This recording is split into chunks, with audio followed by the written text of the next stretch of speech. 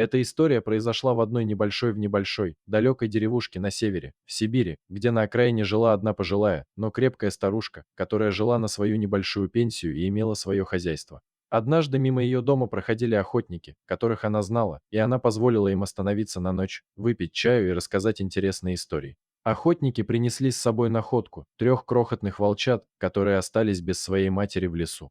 Они взяли 2 с собой, а третьего, самого слабенького, они оставили на бабушкином крыльце. Женщина решила, что малыш отбился от деревенских собак и забрел к ней на двор, и таким образом он остался жить у нее. Однако, в деревне начали ходить недобрые слухи о побеге заключенных из ближайшей тюрьмы, и люди начали затворять и двери, и даже окна.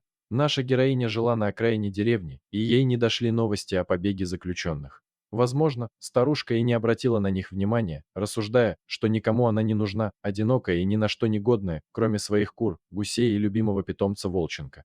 Но однажды под вечер в ее дом незвано заглянули беглые каторжники, надеясь на незаметной кражу еды и одежды. Однако все пошло не так, как они задумали. В комнате их уже ждал волчик, уже не маленький и безобидный щенок, а взрослый хищник, зарычавший на преступников и угрожающе показавший им свой звериный оскал. Один из беглецов выхватил нож и хотел ударить волчка, но тот уклонился и вцепился ему в руку, прокусив запястье. Хоть преступнику удалось ранить лапу животного, нападение волчка заставило их понять, что перед ними взрослый и опасный хищник. Забрав раненого приятеля, преступники попытались скрыться, но собаки-сторожа Умок и Барсик услышали чужой запах и запах крови и разразились лаем и вой, что вывело на улицу всех жителей деревни с топорами, вилами и ружьями. Беглецов поймали и сдали участковому, а волчок, благодаря своей отваге, пошел на поправку.